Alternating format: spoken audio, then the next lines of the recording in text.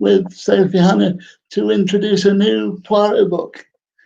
If you could tell us a bit more about the plot. Yeah, sure. Sure. I'm Sophie Hannah, and my new Poirot novel is called The Killings at Kingfisher Hill. And it starts with Poirot and his sidekick, Edward Catchpool, who is his sidekick in all of my Poirot novels. Poirot and Catchpool are setting off together from London to Kingfisher Hill, which is an exclusive country estate. And they've been summoned there by a man called Richard Devonport, who wants help from Poirot because his fiancée is about to be hanged for the murder of his brother. And Richard is convinced, absolutely convinced, that his fiancée is innocent of this murder and that somebody else killed his brother. So he wants Poirot to find the true culprit. What were the origins for this one? Because you've done 4 now. I've done 4. Well, actually, this was the only one where, so the first 2, the ideas I had for them were ideas for the ending. So in both cases, I thought of a denouement, like a resolution that would be brilliant to come at the end of a mystery. And then I had to work backwards to the beginning. And then with The Mystery of Three Quarters, my third Poirot novel, the first idea I had was for an intriguing mystery at the beginning. And so I expected, when I was thinking of a fourth Poirot novel, I expected that the idea would start in one of those 2 ways, that either I'd have an idea for an ending or for a beginning. And actually what happened was the whole plot, the whole story, just appeared in my head. It was the weirdest thing. I wasn't even aware of inventing it or putting anything together. It was just like, there's my story. And it all arrived together, all the plot points, all the characters. So it really felt a bit like a sort of magic book to me all the way through writing it. I just felt as though I'd been given this gift of an amazing and complete story from like the ether. So that was really nice. Yeah. What do you do to get yourself into the Poirot universe before writing one? I reread Agatha's Poirot novels as many times as I can, and I watch TV adaptations of them, mainly rereading them. So when I'm about to start writing a new Poirot of my own, I will always make sure to reread 4 or 5 of Agatha's immediately before starting writing, and that gets me into that universe. Do you go for the larger ones or the smaller ones when you're prepping, or do you mix it? I always mix it up, and what I tend to do is I tend to go for ones that I haven't reread very recently. So, for example, this time before writing Killings at Kingfisher Hill, I reread The Clocks and Curtain, and I'm trying to think what the other one was. Hickory Dickory Dock, ones which I had read a couple of times but not recently. And so wherever I'm at my rereading routine, there'll always be some that are receding further into the background because it's been a while since I've read them. So it's brilliant. It means there's always ones that I've forgotten enough details of that I want to reread them again at a given time. You write those in between writing your other series. How do you find that a challenge, mixing? No, it now comes really naturally to me, and I love it because what it means is that I approach each type of writing in a very fresh way. When I only wrote contemporary crime, it never occurred to me that I would write anything historical. So I was just like, contemporary crime, that's what I do. Any idea I have, it must be a contemporary crime novel. Now, because I write my psychological thrillers and Poirot novels, I also write self-help books. Now it's like, okay, what do I want to write next and why? And why is this plot idea more suitable for Poirot or a contemporary novel? So like it makes me much more deliberate and conscious and purposeful about all my writing decisions. Yeah. Do you know when you're going to schedule each one, or have you got like not really, not until they're scheduled. So when I sign a contract to write a new book, in the contract it says when I will deliver that book. Until then, no, I don't have a sort of long long-ranging schedule that I know, like for the next 4 years or anything like that. Yeah. How did the Poirot contract come about? By a huge coincidence, my agent was in a meeting at HarperCollins, and this meeting had nothing to do with me or my books, and it also had nothing to do with Agatha Christie. But for some reason, in this meeting, my agent just happened to remember that HarperCollins were Agatha's publishers and that I am a massive Agatha fan, and he just made a suggestion out of the blue. He said, "Hey, why don't you guys commission my author Sophie Hannah to write a new Agatha Christie brand novel?" And HarperCollins told him, no, no, no, the family would never want anything like that to happen. And then the very next day, HarperCollins had a meeting with the Christie family and they said, guess what we want to happen? And they were thinking that that moment was the right time to think about commissioning a new book. So it was literally just those two things coming together in a very coincidental way. Yeah. So what was it about Catchpole that made you decide on him as the new foil?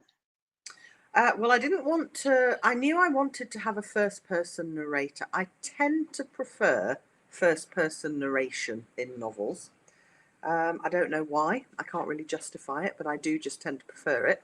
And so I knew I needed a first person narrator, and I didn't want to do Captain Hastings because he is the narrator of those Poirot novels that he appears in, which means that his narrative voice is Agatha Christie's prose style. Yeah. And I knew that my style would inevitably be different from hers. And so I didn't want to try and do Hastings's voice and get it wrong.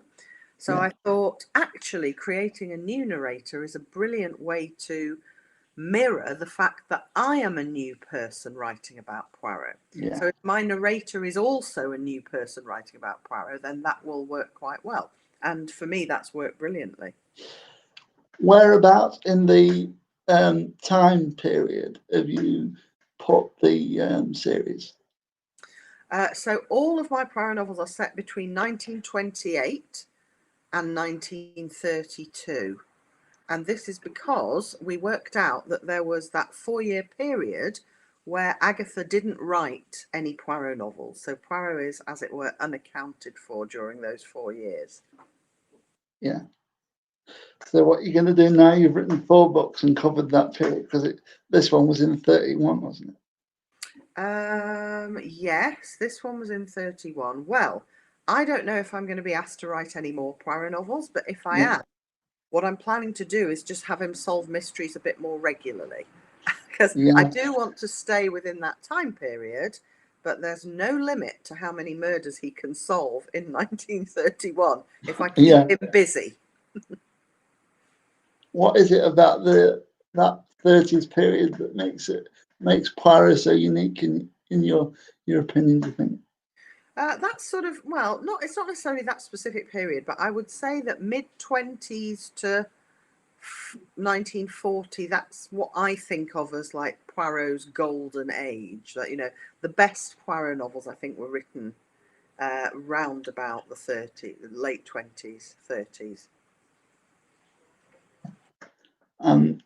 When you're looking at doing your other books, have they been influenced by the Poirot style or? Well, even long before I agreed to write Poirot novels, what I realised when I was thinking about writing the first Poirot novel, I realised that actually, although all the crime novels I'd written before then, all my contemporary crime novels, although they, on the surface and in terms of their tone, feel very different from Christie, in fact, some of my storytelling priorities were inherited straight from Christie. So like even with my contemporary crime novels, I always like to start with a sort of extra baffling mystery. Like not just here's a dead body, who killed the dead body, but something so outlandish and weird and inexplicable is going on that the reader can't even begin to speculate about what might be happening. And so I think my whole approach to structuring crime novel plots was something that I got from Agatha Christie. What is it that you would say that is the favourite part for you about writing the thing. I love the denouement at the end myself. Yeah, I do love writing the denouement. I think if anything, I like writing the beginning sections where the mystery is first discovered. So in the killings at Kingfisher Hill, the first mystery is, as Poirot and Catchpole are on their way to the Kingfisher Hill estate, they're travelling by luxury passenger coach, and there's a woman on the coach who leaps up out of her seat and says, "Will somebody please swap seats with me? Because if I sit in that seat for a moment longer, I'm scared I might be murdered." And Poirot obviously thinks this is very peculiar, and he tries to help her and work out what's going on. And she tells him that a stranger has warned her that if she sits in that particular seat, she will be murdered, which obviously makes Poirot think, well, then why did she sit in that seat? Why risk sitting in it at all? So that's kind of the beginning of the mystery. And I think that's the part I love most, the part where whoever your detective character is, whether it's Poirot or Catchpole, where they're sort of going, this makes no sense. This is super weird and mysterious. What could possibly be going on? And you're sort of heightening the intrigue and the mystery. I think as a writer and as a reader, that's the moment I love most. I love the way you use Catchpole to look through the eyes of the reader. Why do you think that works so well? Well, I think with a character like Poirot, who's so larger than life and so charismatic and such a big character, you almost need a smaller, more normal character to be the lens. Poirot's greatness is kind of more magnified if we only get to see him at a slight distance. I mean, I don't think it would work at all to have a first-person narrative from Poirot's point of view. Yeah. Because you don't, it's almost like, well, the good comparison that I always use is Wuthering Heights. We wouldn't want Heathcliff to be talking to us in the first person, because that would, in a way, it would normalize him. So we see the weird and wonderful Heathcliff through the eyes of Lockwood, who is meant to be the normal character representing the reader and having all the reactions to the big, strange character that the reader would have. So I kind of think of Catchpole to Poirot the same way I think of Lockwood to Heathcliff. What is it about Poirot's strange foibles that got you, that appealed to you when you first started reading them? To be honest, I don't remember, because I first read all of Agatha Poirot novels when I was between the ages of 12 and 14. And what I remember loving about them in those days, I mean, I did love Poirot, but I can't remember what specific foibles of his I loved most. I mainly loved the fact that he was super clever and always solved the mystery. So I was able to read all the books in which he featured thinking, I'm really enjoying being frustrated at not knowing the answer, but only because I know that I can trust Poirot to deliver a satisfactory answer in due course. When I'm listening to the books, it's read by Julian Rhind-Tutt. Who decided that he would be the reader on that? HarperCollins sort of tried out a few options, and Julian Rhind-Tutt was all of our favourites, so we went for him. And he's brilliant, and so many people write to me and say that they love his narration of the audiobook. Yeah. I don't think I've ever had that before, where readers have over and over again mentioned how much they like the narrator of the audiobook. So yeah. He really does encapsulate what Catchpole would sound like, I think. Yeah, he does, totally. Yeah.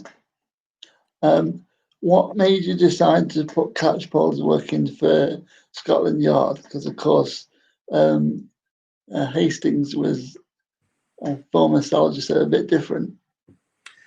Yeah, well, I guess I wanted, since I was having a different sidekick from Hastings, I wanted him to be different in lots of ways. So I thought if he was a policeman, then on the occasions where they need access to official police things, then that would be easier.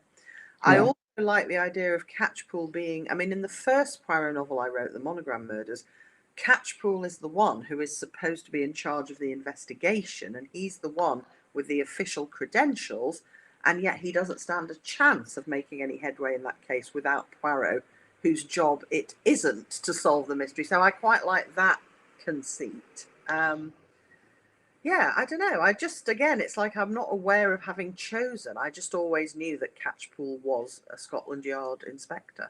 Yeah, I thought that gives you more scope in future to do that. I mean, if you with the 30s in the Scotland Yard, I mean, there's going to be a lot more development in the period. How far forward would you think you'd go? I know you said you were going to think about doing more in 31. I sort of feel as though I'm committed to those 4 years, but I may change my mind about that. It all depends if I'm asked to write another one and what story ideas occur to me. If I need to go forward in time, I guess I might. Other people have started going back in the period now. Is there any enjoyment in the idea that you might go back with Poirot to when he was in the police or anything like that? No, I mean we all decided when we were talking about the possibility of me writing the first Poirot novel that the mysterious affair at Styles is Poirot's first outing, and Yeah, it should remain so. And so that's why we yeah. decided to never do any kind of prequel about Poirot's earlier life. Um, when you're writing self-help books, what made you decide to do something so different to what you'd done before? Well, I mean, my first self-help book is called How to Hold a Grudge, and it's all Yeah, about how holding grudges in the right way is actually very good for us rather than bad for us, as most people yeah, assume. And I guess as a crime writer, I'm constantly reading and writing about grudges that cause people to kill each other, and it's a subject I have a strong interest in. And I've also always read a lot of self-help books, so crime fiction is what I mostly read, but when I'm not reading crime fiction, I'm reading self-help books. So it's just a genre I love. And when I realised that most people misunderstand everything about grudges and what they are and what they should be, I thought, I've got to write this book because no one else is going to write it yeah, apart from me. And people need to know the truth about grudges. yeah. What is it about grudges as a plot point in crime dramas that appeals to you? Well, I mean, that's the whole thing about having an interesting motive, isn't it? I mean, some motives for murder in crime novels don't involve grudges. Sometimes, like if somebody kills someone because they want to inherit their money, for example, there's no grudge there. It's just a simple Yeah, desire for money. But in some of my favourite crime novels, the motive is a grudge. If you think about what's it called, The Mirror Cracked from Side to Side, the Miss Marple novel, the motive for murder there is the most amazing and fascinating grudge.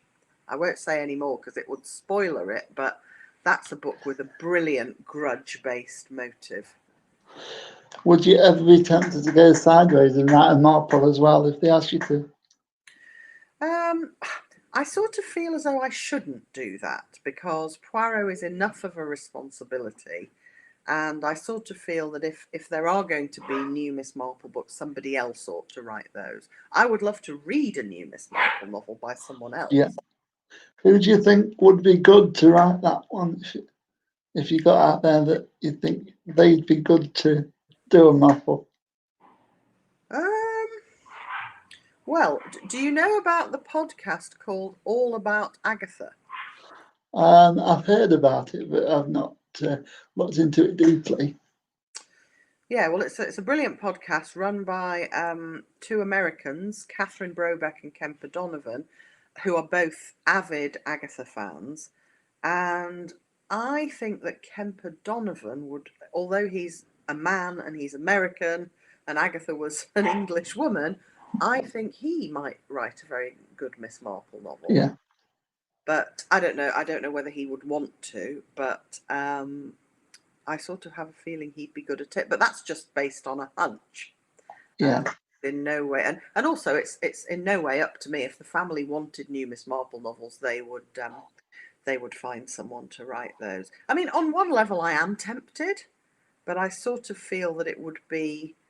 I sort of feel it's better for me to stick to Poirot and for someone else Yeah. to do it at some point. And I hope that does happen. It would be brilliant.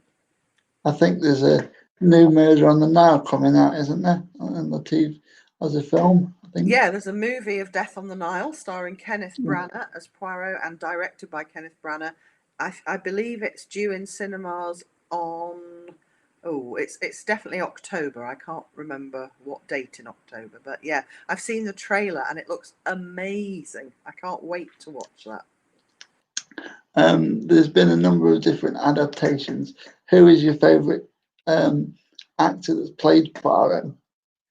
Well, I'm fondly disposed towards every actor who plays Poirot just because they're playing Poirot. But if I had to pick one, David Suchet is my Poirot that I visualise. Yeah. Do you think if you got him to do it, do you think you'd like him to do the Catchpole ones as well? Well, sadly, he's now retired from being Poirot, and I don't think he will play Poirot again. So I don't think that's a possibility. Obviously, I would love it if that could happen, but I don't think it would. Yeah. He spent so long being Poirot. I think he's now being other people, and that's fair enough. So I'm Yeah. not going to nag him to come back and do my book.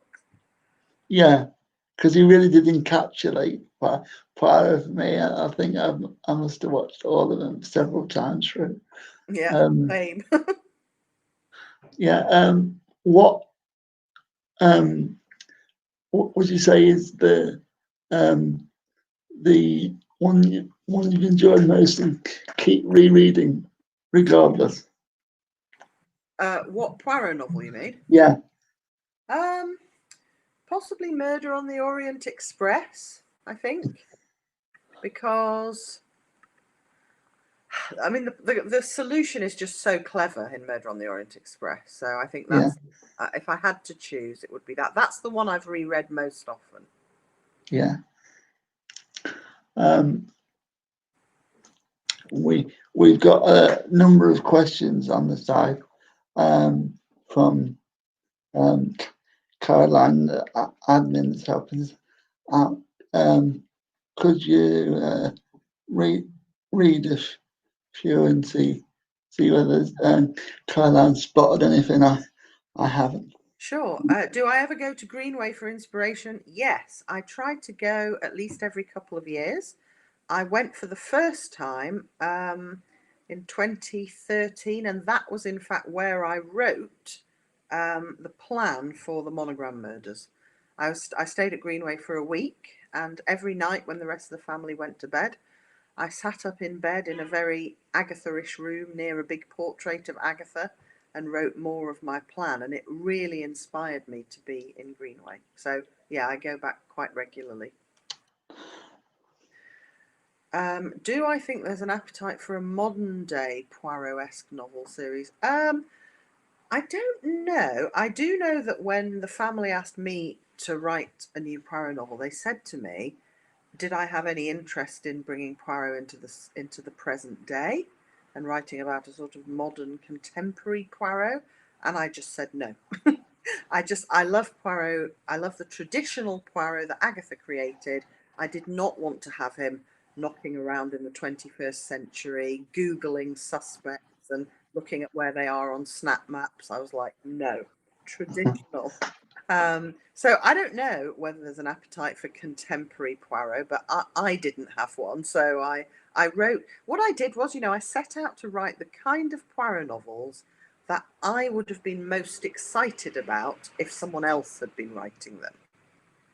So if it hadn't have been me, if it had been another writer asked to write a new Poirot novel, I would have been excited and thrilled and keen to read it. But if I'd found out that they were setting it now and bringing Poirot into the 21st century, I would have been, no, what are they doing? Those crazy fools.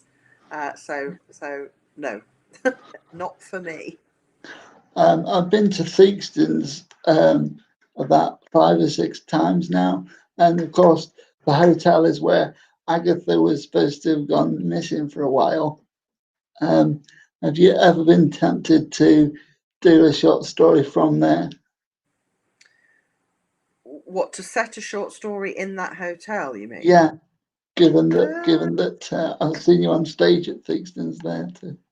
yeah, I've been there many times. No, I don't think I have ever been tempted to write a short story, to set a short story there. I think it's because whenever I go there, the place is full of crime writers. So for me, that makes it hard to think of it as a setting. I think of it as a setting for crime writers, not for crime writing. Yeah. The Going back to pre-Prado, what was it that got you into psychological thrillers?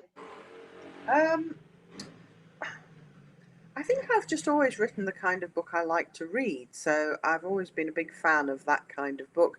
When I was a teenager, I discovered a psychological thriller called See Jane Run by Joy Fielding, which, if anyone hasn't read that book, it remains one of the best psychological thrillers I've ever read. See Jane Run by Joy Fielding.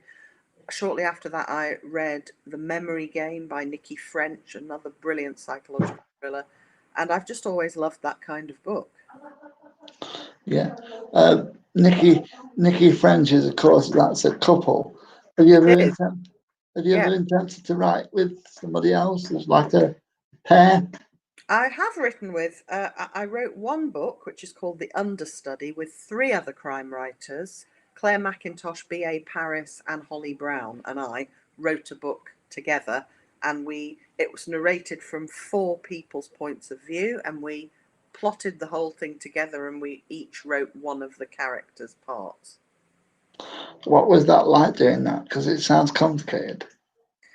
It was so the when we met and arranged the whole story together, that was immensely good fun, and the whole experience was great actually. But it did get complicated because once we were no longer together, if anyone wanted to change anything in their section, we all had to kind of go, okay, what ramifications does this have for my section? So yeah, it Yeah. was logistically challenging, but it was good. It was interesting. Um, yeah, that's how I write because I write with like four different people helping me Oh, really? dictate my stuff. So Yeah, I, yeah. I'm used to that, but I know how complicated it can be. Um, have you ever been tempted to like do it again, or is it a one-off thing? I think it was a one-off thing. I mean, that's not to say I wouldn't ever write with someone else again. Yeah, I'm sure I would at some point if the circumstances were tempting enough. Um, the the self-help thing. Have you got any more books you can think that you might write apart from Grudges? Yeah, I've actually written another self-help book which is coming out later in September. I think it's out on the 24th of September. Yeah, It's called Happiness, a Mystery, and 66 Attempts to Solve It. And in it, I am the detective and I'm trying to solve the mystery of happiness. What is it? How can we achieve it? that sounds very intriguing because I heard you describing the Grudge book on stage at Theakston's when you were interviewed up there. What are the elements of the new one that Uh, make it? it's basically, so I sort of set about investigating what happiness means to different people. So I look at the case files so far, which is what everyone else has said about happiness, and I test the Yeah, theories, and then I interview witnesses and I try out various different things to see who's got the right answer to the mystery of happiness. And then that's kind of interwoven with therapy and life coaching sessions that I am having myself in an attempt to deal with the problems in my life. So it's kind of a bit of a comic memoir or comic serious memoir, as yeah. well as an investigation into what happiness is and how we can find it. How's that as a different writing style? How do you approach that in any different way to what you normally do with the other work? Well, it's interesting actually. I mean, I think what I would say is that when I'm writing a self help book, I just write as if I'm talking to the reader. So I have, in fact, narrated the audiobooks for both How to Hold a Grudge and Happiness a Mystery. And it's just like when I'm writing it, when I'm narrating it, I'm just talking to the reader directly. Like, hey, reader, what do you reckon happiness is? Here's what like just very direct, very chatty and conversational. Whereas when I'm writing fiction, obviously, I'm not just chatting and saying whatever I feel like Yeah. saying. I'm crafting an invented story which I've made up, and so that's much more uh, constructed. It feels less like spontaneous expression and more constructed prose. Yeah. I read my books through audio. What was it like being the narrator of your own? Well, I actually love it. I love reading my own audiobooks, but I wouldn't like to do it. I love doing it for the self-help books. I don't think I'd like to do it for a novel. I don't know why, really. I think it's because I don't think I've got a good enough voice to narrate a novel. I would feel as though I would like someone with a more high quality voice to do that. But with an audiobook where I'm talking very personally about my thoughts about grudges, my experiences about happiness, it feels right for it to be me Yeah, talking. because of course it's your thoughts, isn't it, Yeah, Sophie? yeah, Yeah, exactly. magical to do that.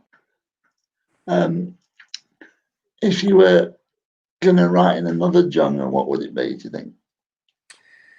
Oh, um, well, I sort of already am. So I write scripts and lyrics for musicals. I've written two murder mystery musicals with a friend of mine, and I've written the full book, as it's called, the words and the words to go with the music. So Yeah. that's my other genre that I love writing in. Um, since COVID, of course, there's not been at theatres for you to put those on. So No, um, but I'm confident theatres will come back, and then one day, yeah. my ambition is for my two musicals to be on Broadway one day. Oh, that would probably be fantastic. I love musicals myself. I went to see a Rebus musical in Nottingham A about a year Rebus, ago. Yeah, a Re- Rebus musical? I didn't know such a thing yeah, existed. yeah. It's about it was that last September. Right. So if you can find it on DVD or something, it's well worth a watch. Who wrote the songs? Um, Unfortunately, can't remember, but I'm sure that if you were to ask Ian on Twitter, as you're there, he'll be able to I'll point you to Google the it. That person. sounds fascinating. Yeah, I didn't know that had happened. Yeah. What do you think you'd do with your own musicals, given that social distancing might have changed the style? Um, I confidently expect social distancing to stop at some point once there's a vaccine, and my musical is not yet ready to hit the West End or Broadway quite yet. So I'm just assuming that by the time it is, people will be able to be on stage and in audiences together Yeah. quite safely. Did you ever watch The Mousetrap, and were you influenced by? I did watch The Mousetrap. I went with my family about 5 or 6 years ago and absolutely loved it. We all just loved it. It's brilliant. It's no surprise to me that it's run for as long as it has. Yeah. Because I've seen other Agatha Christie plays, all of which have been good, but The Mousetrap really stands out as just a brilliant theatrical experience. I've never been yet. I'm gonna have to try and go because I reckon So it'll still be. presumably you don't know the solution then. You don't know. No, I don't know. Oh, brilliant. Brilliant. Make sure no one tells you before you go and see it. Yeah, because I believe there's a warning at the end of each one that everyone that watches it, not to give the Exactly. solution away. Yeah, yeah. Yeah. which I think is brilliant because Yeah. I can imagine how tempting that might be. Yeah. Yeah. What would you say you might have planned for psychological thrillers, and when is the next one out? My next psychological thriller. Yeah. The next one is actually the paperback of Haven't They Grown? So my latest psychological thriller was out in hardback in January. It's coming out in paperback soon. It's called Haven't They Grown? And it starts when the heroine, Beth, is taking her son to a football match about a couple of hours from where they live. And she realizes that her ex-best friend, who she hasn't seen for 12 years, lives very near the football ground. So once she's dropped her son off, she goes to have a nosy at her ex-best friend's house. And while she's there, the friend pulls up in a car and goes into the driveway, gets out of the car, and then Beth, the narrator, sees the ex-friend opening the door of the car, the back door of the car, and she hears her saying, "Come on, Thomas, come on, Emily, out you get." And Beth thinks, why is she still talking to her children as though they're 3 and 5 years old? Because Thomas and Emily were 3 and 5 years old 12 years ago when Beth last knew them. And then while she's watching, a Yeah. 5-year-old and a 3-year-old get out of the car. And as far as Beth can see, it is Thomas and Emily. They look exactly the same as they did 12 years ago. They're even wearing the same clothes.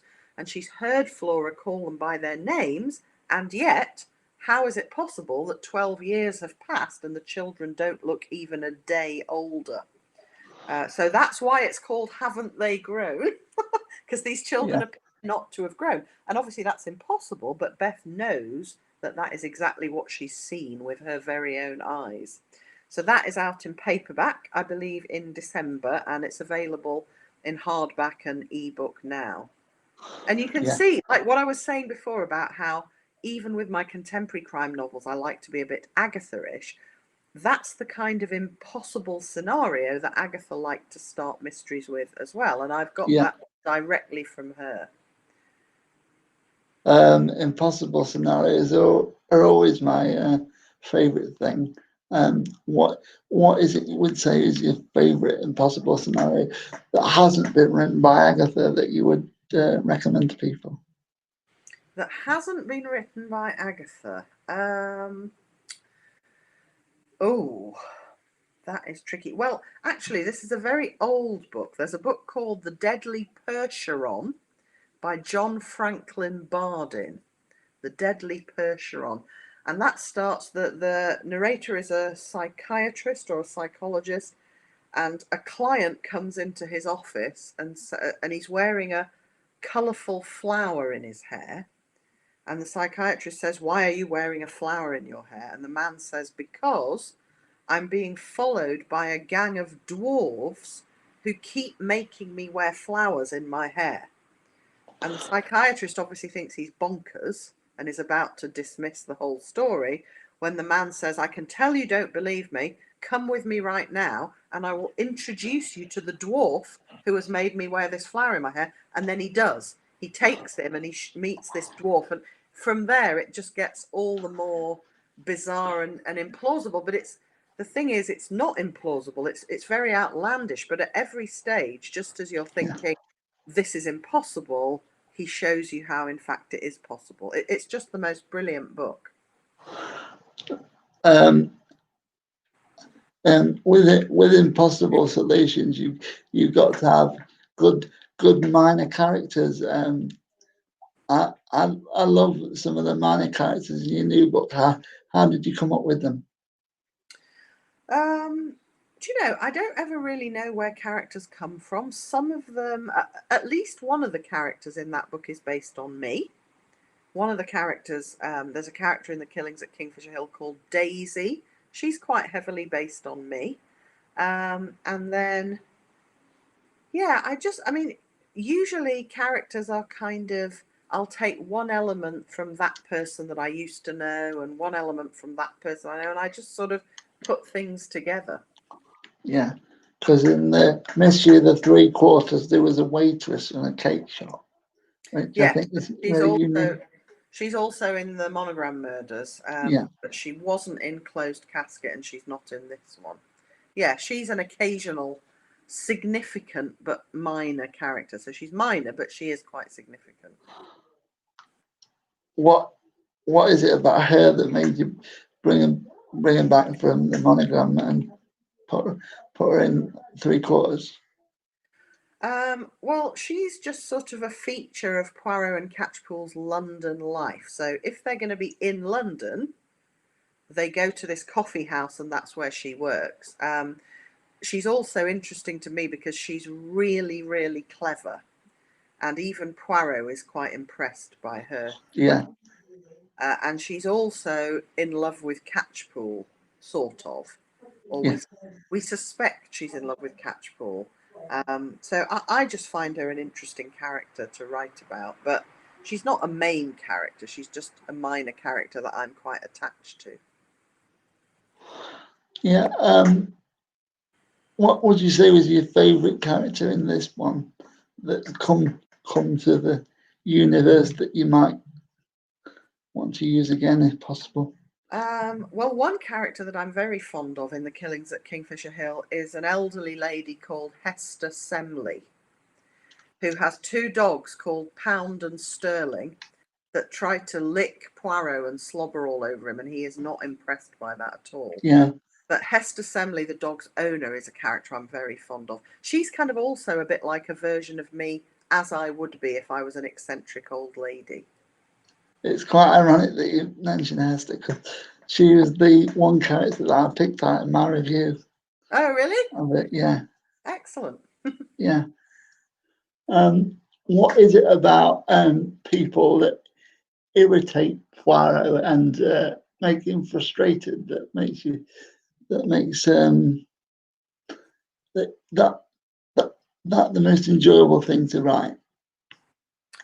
Um, no, not necessarily. I mean, I enjoy writing the whole thing. I enjoy sort of going from one character to another, and I enjoy the very flamboyant characters like Hester Semley and Daisy, but I really enjoyed writing Richard Devonport, who's the man who's summoned Poirot to Kingfisher Hill in the first place, because he is quite a quiet, restrained, more enigmatic character. And I think in a Yeah, crime novel, those characters are fascinating. Those are the ones you tend to think, okay, what's really going on with that person? yeah. In the closed casket, you wrote from the point of view of a lawyer. What was it like trying to make sure that you got that the the the way that a lawyer would think, the tone, right? Because they're a different kind of character to most of. Um, I mean, whoever I'm writing about, whatever job they do, I just try and think, who is the person, and then I just think, well, that person does that particular job, but they're still a person with their personality and their preoccupations and their wants and their fears. So I always think from a person first point of view. Yeah, So with Gathercole, the lawyer in Closed Casket, the main thing about him is that he just wants everything to be conventional and quiet, and he doesn't want any trouble, and he doesn't want any drama, and he's really anxious if he thinks there's going to be any drama, and there he is in the middle of a situation where people are getting murdered. So he's kind of really out of his element and yeah. trying to stick rigidly to his code, even though chaos is all around him. So that was more interesting to me about him than the fact that he was a lawyer. Um, what is it? What is it that you would say that the that it is about character that makes the Poirot universe different to your modern?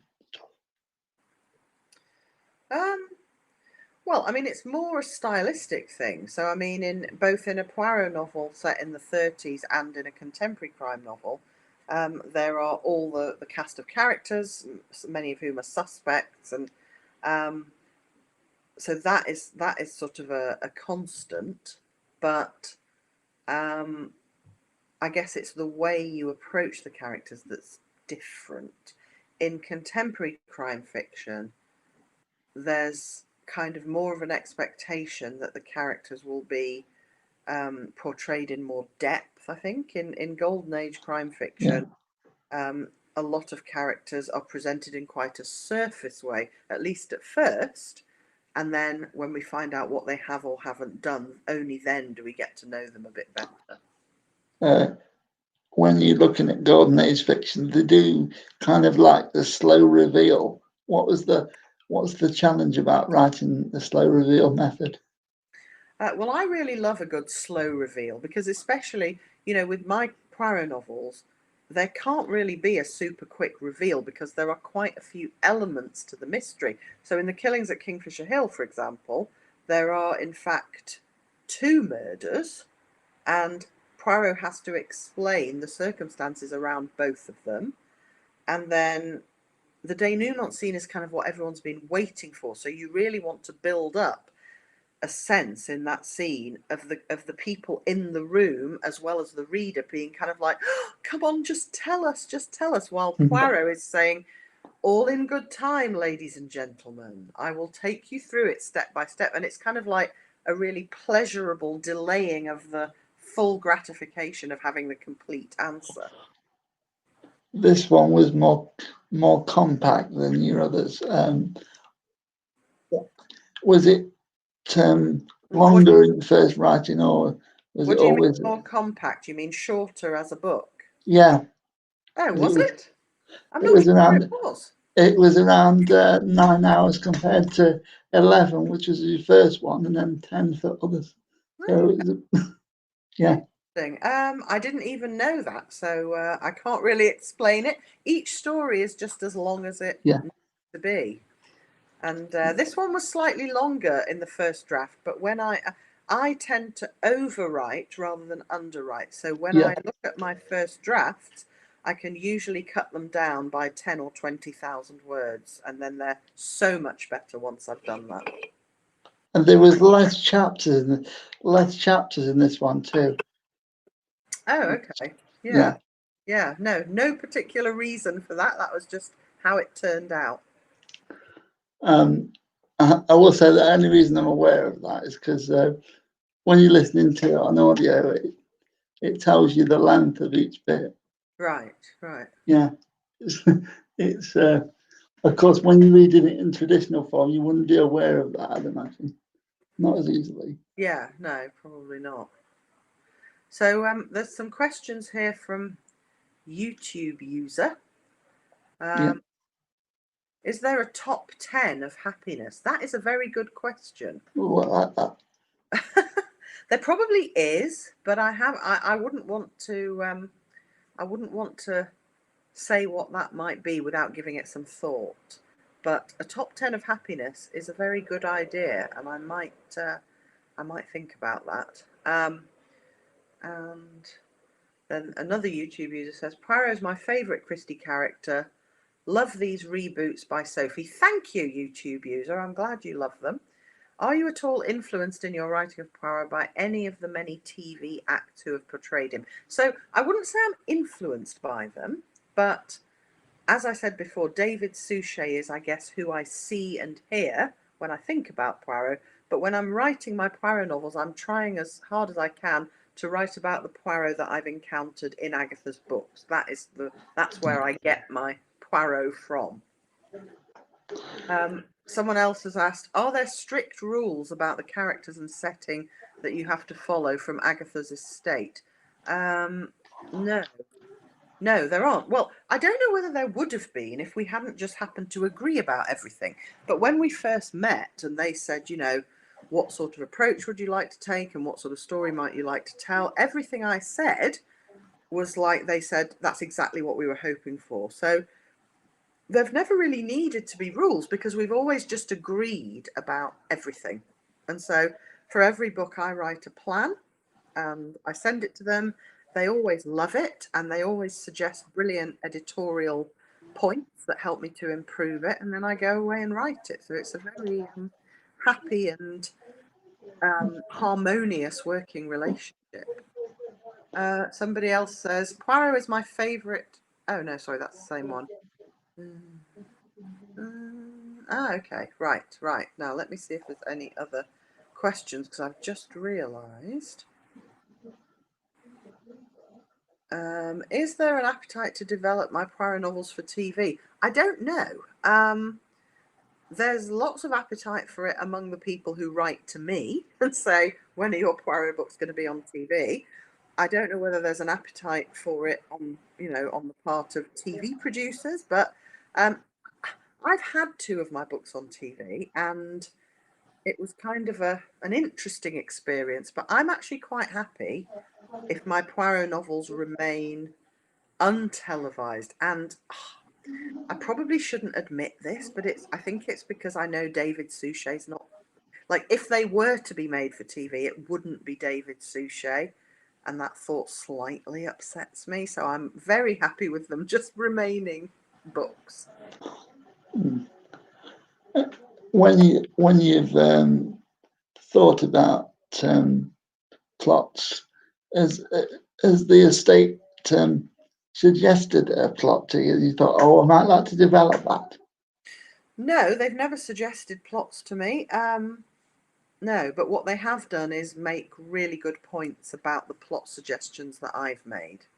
Really good points. So, like, all the books have been vastly improved by the suggestions from James Pritchard, who is Agatha's great-grandson and who is the executive chairman of Agatha Christie Limited. And before he was executive chairman, his father, Matthew, was the chairman, and he's Agatha's grandson, and he made very good editorial suggestions. So it's really nice. Like, they always contribute and improve each book.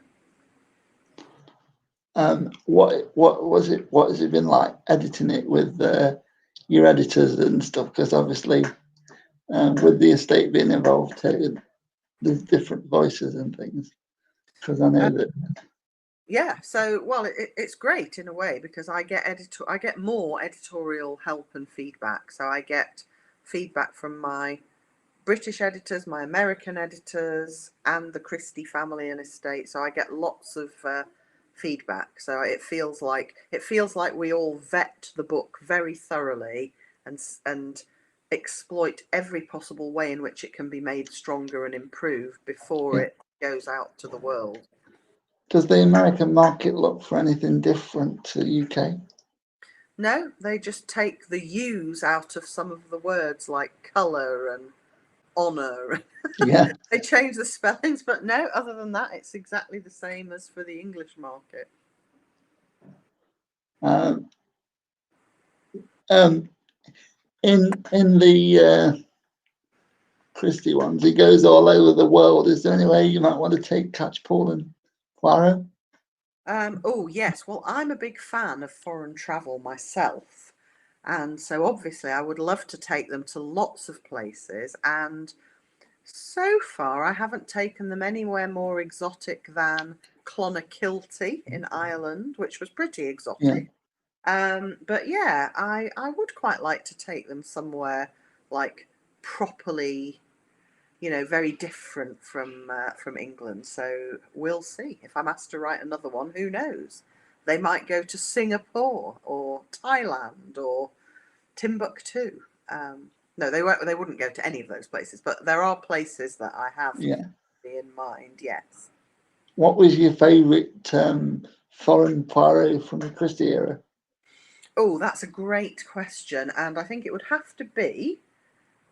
Well, there's 2 contenders, but no, I'm going to pick Murder in Mesopotamia, which is set in Mesopotamia, unsurprisingly. And that is actually one of Agatha's best novels, except for there's one element about it that doesn't quite work. But despite that, it is a brilliant novel in an overall sense. And the setting really comes to life. It's incredibly vivid.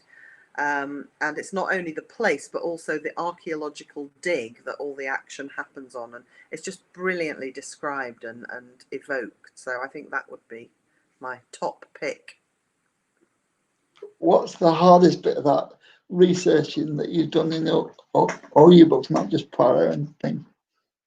I don't really find researching very hard. I mean, it's time consuming. The hardest part is kind of when you resist the knowledge that you have to spend time finding out the facts. Yeah. You know, there's always part of me that goes, "Oh, do I really have to do research?" And then I just go, "Yes, I do," and I just get on with doing it. One of the questions that we like to ask on UK Crime Book Club is what is your favourite thing about being a writer, and what would you say is the most memorable piece of your writing career? Most memorable bit. My favourite part of being a writer is just being able to create stories and worlds and characters that didn't exist before. I mean, that's really, really exciting. And to be able to write the same kind of books that I most love reading is an amazing Yeah. treat. And did you say the most extraordinary thing that's ever happened to me?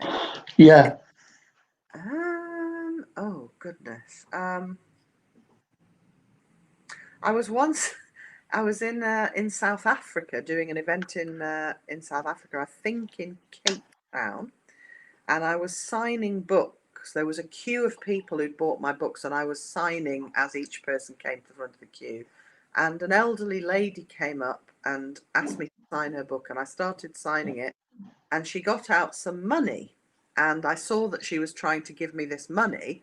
And I said, "Oh no, I'm not taking the money. I'm just signing the books. You go and pay at the till over there." And she said, "I can't be bothered queuing up to pay at the till." And she just got this note, whatever denomination it was, and she just leaned forward and stuffed it into my bra. And I'm like, it was actually so hilarious. But like people in the queue, and you could see the bookshop staff were going, "Oh my God, this is a diplomatic incident. Sophie's going to be very upset." And I wasn't remotely upset, but I thought it was absolutely hilarious. She literally just kind of went, "I'm not queuing. Here you go," and actually stuffed it into my bra under my left boob. And I was like, "What the actual hell is going on here?" So that's definitely no one else has ever done that. That's definitely one of the strangest experiences I've ever had as a writer. Yeah. If we've got any more questions in the audience, we've only got about 5 minutes left, so get typing. Get typing. Yeah. Questions would appear here, would they? Presumably. Yeah. That's it.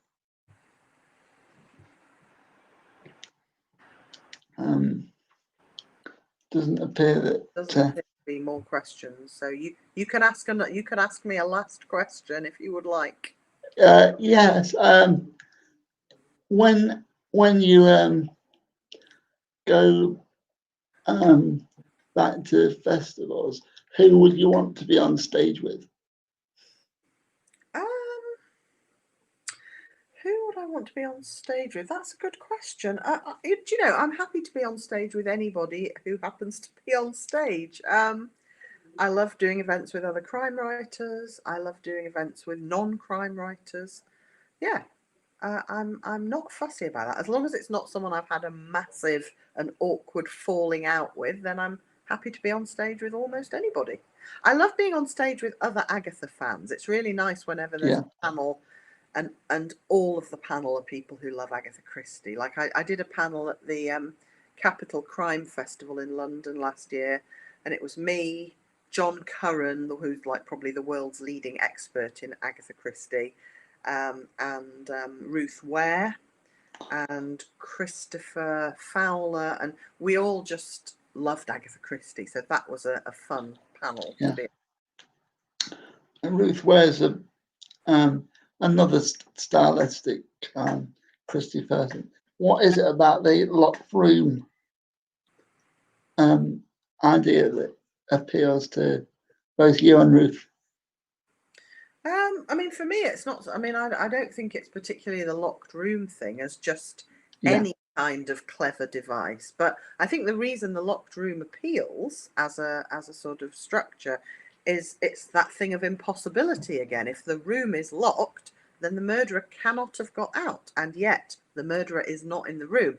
I think our brains just naturally gravitate towards those impossible puzzles because we know that if we're presented with one in a crime novel, then it's going to turn out not to be impossible, and yet we can't see how it can be solved. So we go into it expecting that some Yeah. ingenuity will be delivered, and that's what crime fans, or at least crime fans who read puzzle-based mysteries, that's what we all want. We want the writer to be more ingenious than we are as readers. I think that's a really nice thought to end on. Yeah. Thank you so much for doing it.